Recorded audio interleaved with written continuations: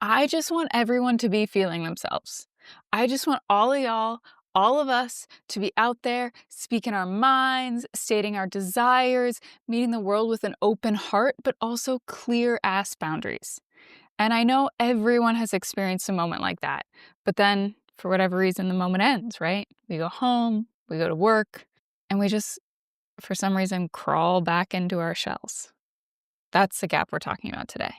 Many of us have gotten really good at managing ourselves, and that is very important. Staying regulated, keeping our reactions in check, being palatable to the people around us. But what happens when you're ready to not just manage yourself? What happens when you're ready to inhabit who you are fully rather than constantly monitoring who you're being?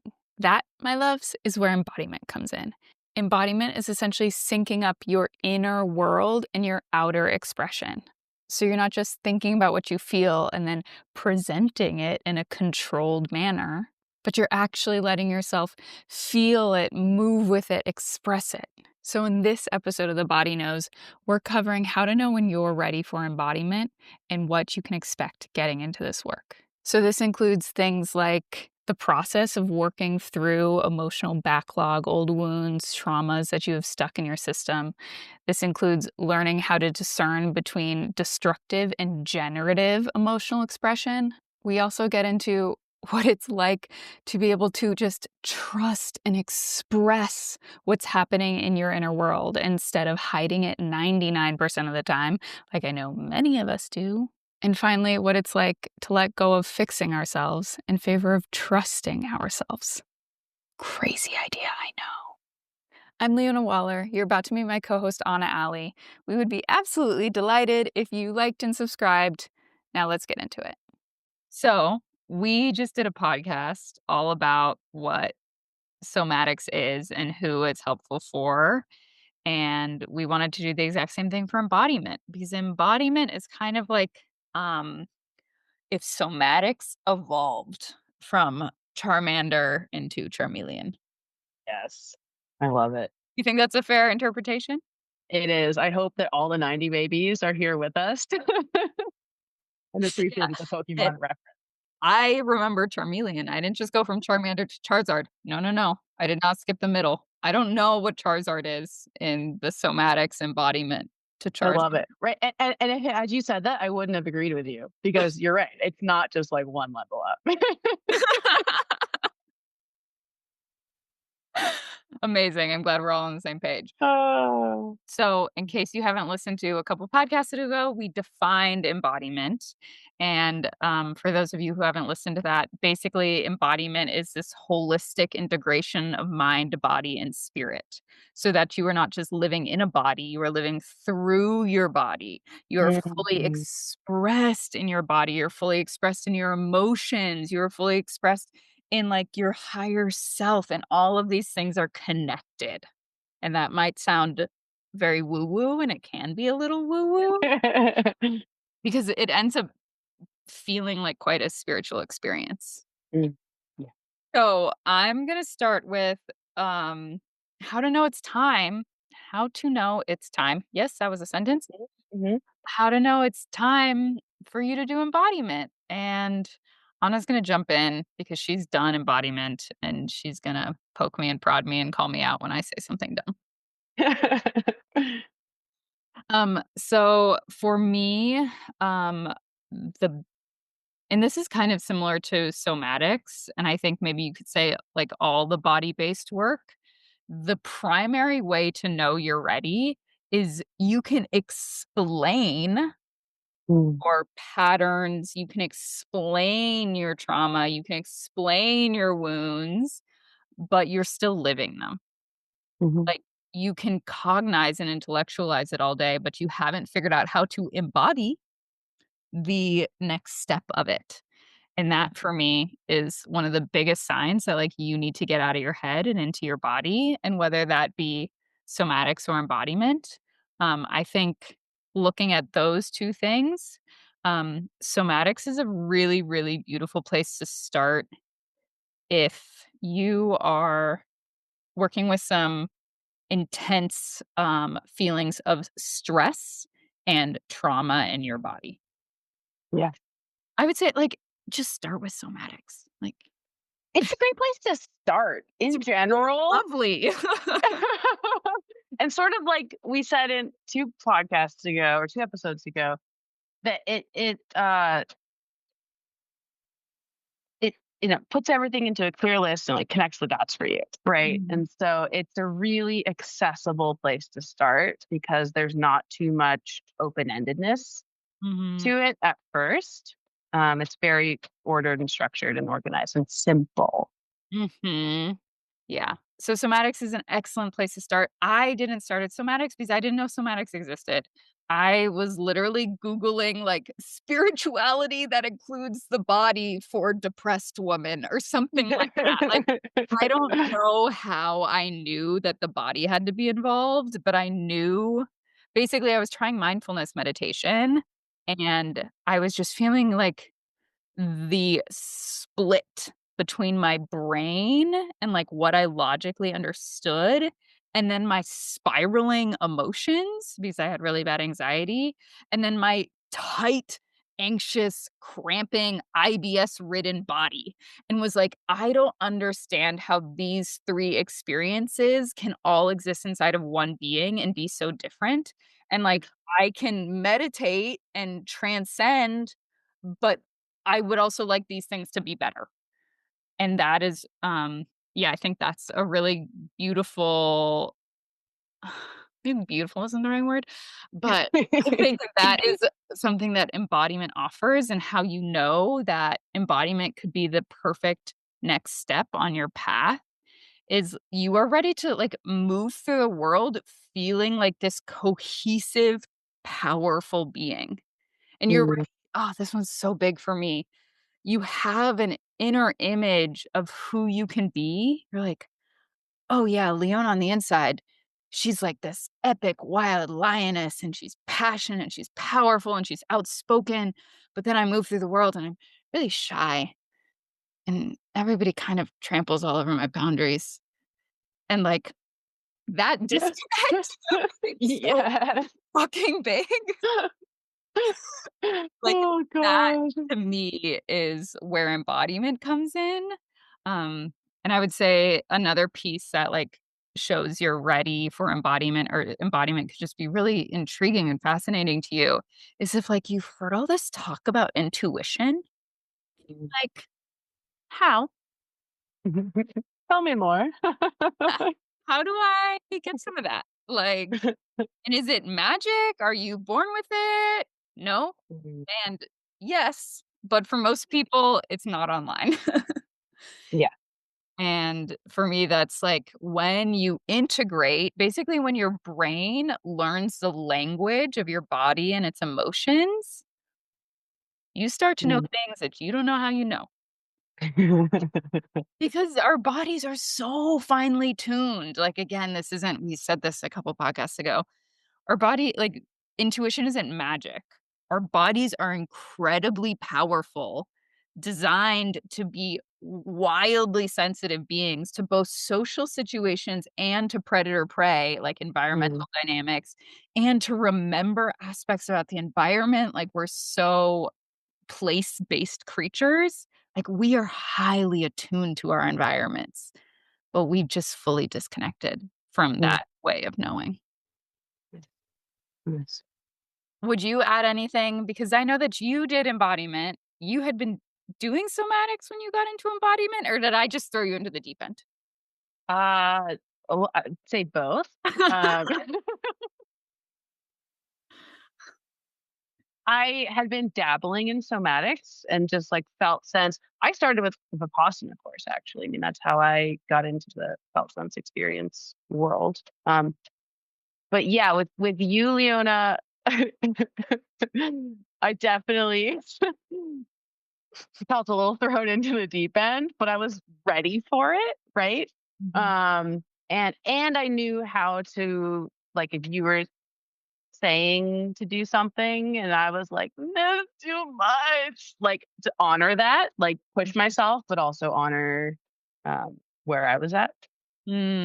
And that's so key. So I think embodiment, um, is embodiment will be much more powerful and effective if you already have some knowledge of your markers of, like, that's too far, that's too fast, that's too soon. If I think embodiment is hard if you don't have any felt sense awareness. Yeah, and interacting with it safely in some way, and I think especially, like, it's, depending on how big your self-abandonment wounding is, like, being able to say, "Oh, no, this really would not serve me to do right now. I'm not going to do it," instead of pushing yourself to do it anyway. Yes, absolutely. And a lot of embodiment, which we'll get into in a second, is about expanding your range, like pushing into areas that you have maybe not dabbled in. So, like I was saying before, of like I could picture myself as this like epic, powerful being, but then the version that I of myself that I lived in was much smaller. And to like make that jump required stepping beyond the patterns. And so I think it's good if you already have some self-trust and some Yeah, self-safety. yeah. Yeah, I think you said that perfectly, and it's like somatics can really help you build that sense of safety, belonging, and dignity within a felt sense practice, and Mhm. that's the foundation. Like, we really gotta start there. And then it's time to start growing. It's time to start pushing our boundaries. It's time to start really edging into just comfort. Yeah. And I by the time I got to embodiment, I had been doing therapy for 8 years. Like, I'd done EMDR, I had a strong yoga practice, so there was other foundations, and I'm not saying that, like, y do you, like, if you're like, "Oh, I'm ready for embodiment, it's calling me, I am not gonna be the person to stop you." Know that somatics can be, like, a very helpful tag team if you Mhm. haven't done anything in the physical or therapeutic realm. Highly Yeah. recommend. Yeah. Yeah, and you can think of it like if you go to the gym, like I don't know if we have gym people here. I'm not even a gym person. I probably know what I'm talking about. Bam. But like you have different days, right? Some days are you're maxing out, right? Some days you're really trying to Today. push your limit. Yeah, yeah. But Most like we're not doing that every day, No. right? We don't start there either. Right? We build those, we keep doing those reps. We keep learning exactly how to hold our bodies in position to then lift that heavy weight. Very similar thing happening in our internal mental, emotional, felt sense world, right? We need to build those neural pathways to be able to use them safely. Mhm. Totally. So then getting into like what can embodiment do for you? So that's who embodiment's for. It's people who are ready to kind of stop thinking about who they can be and fucking become it. Into like this feeling of full expression of everything is connected and everything is aligned and all cylinders go like that. When I'm embodied, like it feels like I'm a force of nature and I feel so passionate. I feel so sensual. So that's what embodiment can give us. I got ahead of myself. So I'm so excited. But the tangible benefits of embodiment, and if you see me looking over here, for those of you on YouTube, it's because this is where my notes are. I'm not just fully disassociating. Um, so the tangible benefits of embodiment, I would say like um for me, the first level of it was understanding healthy generative emotional expression. Can you say that again? Yeah. Healthy generative, that word's important, not Yes. destructive, Yes. emotional expression. Mm, And I don't know if people always tie embodiment and emotional expression together, but for me, they are like 100% interlinked. And that means knowing how to let emotions flow through my body in a way that helps me process and metabolize and heal old wounds so that I don't essentially like I don't have any old wounds. I don't have any kinks in the line that are mhm, like keeping me stuck. And that's like we've talked about this before, like a disproportionate reaction. Um, like when you were triggered is like making a mountain out of a molehill, right? mhm, And many of us have many of those. and you have to clear them out. Like, you can't, again, just think yourself through it. Be like, well, Leona, you should not have a meltdown when, for me, like, one of my things is like, it happens randomly, but I had a very close friend, die when I was 19, and he didn't text me back. We were supposed to get dinner. He didn't text me back, and then it turned out he had died. And so, like, sometimes when someone I love doesn't text me back, I have a meltdown about it, and I need to be able to let those emotions flow. Thank you. RIP Leaf. Mm. Um, let those emotions flow so that I can then come back to, like, stable, powerful Leona, because if I'm spending a bunch of energy, like, fighting off old emotions and repressing old emotions, that is gonna make it very hard for me to show up in my most fully expressed, embodied self. Right, because a part of you is completely preoccupied doing something else, right? Completely. And I think this is like, kind of like one of the secrets of the subconscious, of trauma, of embodiment that we don't really talk about is it takes so much energy for you to keep a lid on all of the emotions that you are suppressing. And your life becomes smaller because you were avoiding anything that could trigger that. Yeah. So for me, yeah, one of the biggest parts was learning how to create a container for myself, which is like, "Oh, a big emotion's coming up. I'm not gonna lose it in this moment because that's unproductive. That's Mm, destructive." But I know mm. how to pause this emotion and come back to it when it's me, myself, and I, or someone who can hold me, and to, like, let it flow. Okay, I wanna, like, jump in. Leona, what do you mean by let it flow? Cry! Yell! Yes. Dang feeling. Like, this is we all know that emotions we say they're feelings, we feel the emotion. So, that means emotions are inherently tied to our body, the feeling aspect of self. Mind is the thinking, body is the feeling. And what does the body do? It moves, it expresses, it Yes. does things.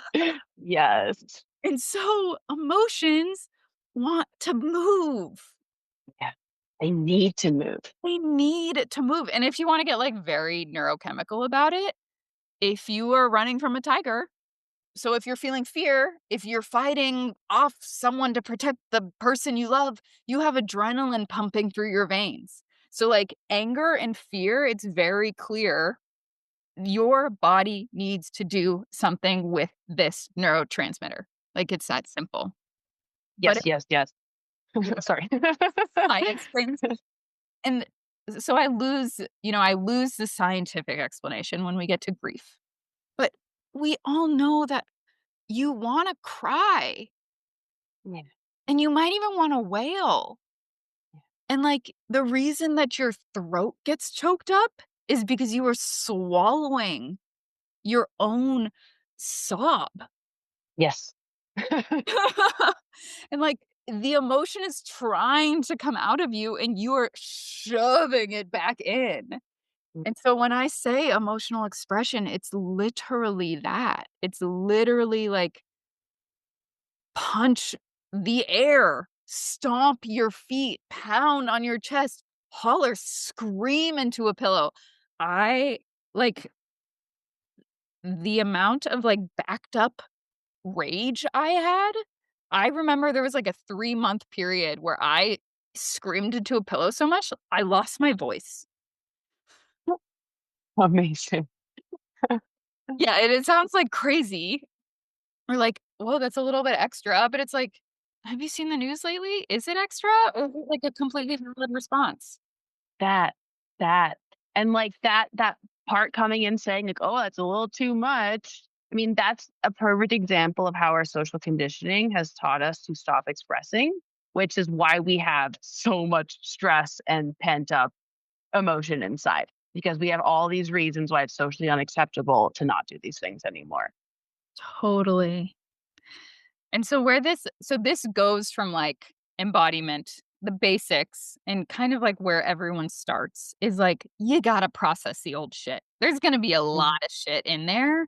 There's gonna be a lot of emotions you can't explain, and you don't need to explain them. That is the phenomenal part is we don't need our brains to know what's going on. Find a safe place, find a friend, find a playlist, find a room with blackout curtains, find a big pillow that will muffle your scream. Yes, That in is your car, in I'm your gonna go with that's a really good one, windows rolled up, like, Mhm, dream. mhm, absolutely. And so that's kind of often step 1 of people's embodiment journeys is like, "Oh, I'm no longer spending all of this energy keeping these lids on the different emotions I don't wanna feel, and all of a sudden, I stop needing to avoid anything in my life that's gonna trigger this." Oh, I just, like, feel my body being like, "What a relief." Right? Like, God, that was so Oh, much of my anxiety was me being hyper vigilant about anything that would make me feel more anxious because I didn't know that I could just lock myself in a room and, like, scream sob for 2 hours. Like, no one ever told me that that was a solution. that was even an option. Yeah, that was always the problem. Yeah. And then so, like, that's kind of the short term, midterm, benefit of working with emotions in such an embodied way, but I find the long-term benefit is, like, then your emotions, your anger, your grief, your fear first of all, you can trust your emotions so deeply because you know you've cleared out the past and, like, you aren't being constantly triggered. So, like, if you are feeling anger in this moment, it's fucking valid. That oof. So good to know, like, Oh, this rage is not a mistake, this rage doesn't need me to bottle it in and work on it later. I'm not, like I'm not making this all up. And, like, you still I mean, we're all human, we still have triggers, but you, like, get a very good sense of, like, this is proportionate versus, like, "Ah, this is fully unrelated." yes. Your emotions become so wise, and you can just Yeah, trust them. You can trust when you get a weird feeling around that person, yeah, it's not you, yeah. it's wisdom. And that's this a beautiful part is, like, your emotions just show their wisdom. They stop being these crazy forces that are ruling your life, and they start being wisdom that is giving you signs constantly. Yeah, cool. Love that, and that's why we practice, right? We build Mhm, the more we allow emotion to move, the more familiar it becomes. The mhm, more familiar it becomes, the more we're able to tune into the subtleties of what's coming up. And mhm. then like you said, we're able to recognize like this is a legitimate anger response. Like the level to which I'm responding right now is like very in line with the context. Or we get to be like, wow, I'm triggered right now. This is a me problem. Yeah. Yeah. And, there's a very different feeling when you are having a proportionate emotional response to a dysregulated emotional response. You feel much more in control. Mm, You can, I would say, wield your emotions in a much, again, more generative way. We all know the difference between anger that is destructive and yeah. anger that is generative. Yeah. Actually, some people maybe do not know the difference. It's fair. But for those who don't, there's a difference. Like, feel into that, think into that, talk about it with your friends. There's a difference. Yeah, like sacred rage. Sacred rage of like, "No, this is not how this will happen. You will not do that. This ends fucking here." Yes, And I'm that. sure we can all think of some places in our life that could use a little bit of sacred rage. World. that could use a little bit of sacred rage, but most people wielding anger in the public space aren't doing it in a clean way. Mm, mm, And our bodies often can feel that too. mm, mm. Something.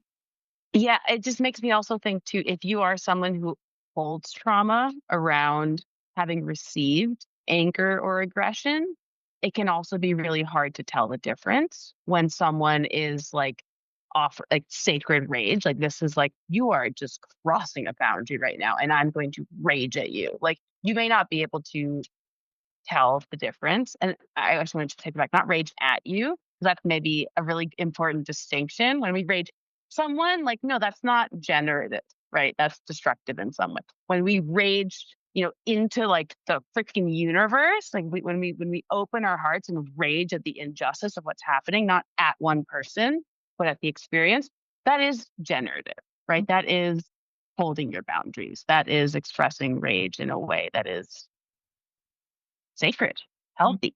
Um, but yeah, if you're someone who's experienced trauma around that, it can be really difficult for you to tell the difference. It's all going to feel deeply unsafe in the end.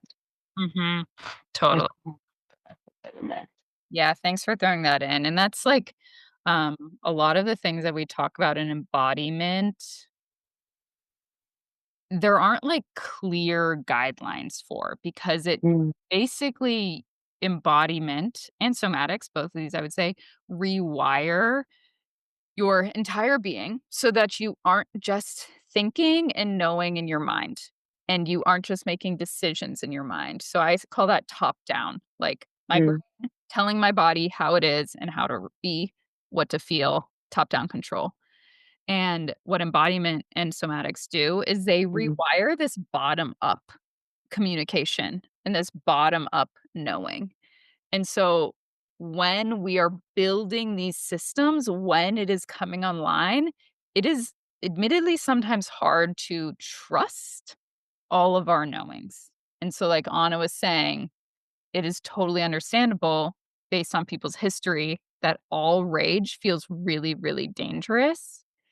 And eventually, from doing enough of this work, you start to rewire the flow of communication between head, heart, gut, body, the entire thing. And you get a much better sense of what is safe, what is clean, what is non manipulative versus what is mm. manipulative, what Yeah. is generative versus destructive, what is open hearted versus closed hearted. You come to have this very finely tuned sense of your own emotional expression and other people's. And when I say emotional expression, I really mean expression. So, like, when their words don't match their energy. When their Mm, body says one thing and their words say another, embodiment helps you really begin to be able to track that and, like, pinpoint that difference and decide what information you are gonna act upon. mm. Yes, like you're by training yourself to attune to yourself, you're then able to attune to others. Yeah. And it's a gorgeous skill. I love that you brought in that word attunement because um it's an ability to like kind of suss people out, but it's also an ability to like fully meet other people and to hold another person in their grief. And if you're comfortable with your own grief, if you've been to the depths of your own grief, it is much easier to sit with another person and to feel like, oh, this is where your heart is at. This is where you like, I can just, it gets easier and easier to almost like put yourself in the shoes of another person in terms of their felt sense and their emotion and to figure out like, this is how I can meet you here. I don't need to fix you. Don't need to Mm, change it. I can just meet you. Yeah, so embodiment becomes like this beautiful interpersonal, like, dance. mm. Yeah. Yes. Okay, I have to just one more of these possible benefits because I have so many. Do you have any you wanna drop in, Anna? I have one. uh, that you're ready to drop in? Yeah, here, I'll test it on you and I'll see if you like it. Yeah, yeah. I was gonna talk about just how life gets richer. Oh, yes, absolutely. How about, like, your experience? Like, we've done a lot of embodiment I together. mean, the first thing that comes to mind is, something I've been working with for such a long time, the embodiment unlocked in the end, because it is the essence of embodiment, is like this fear of self-expression. Mm.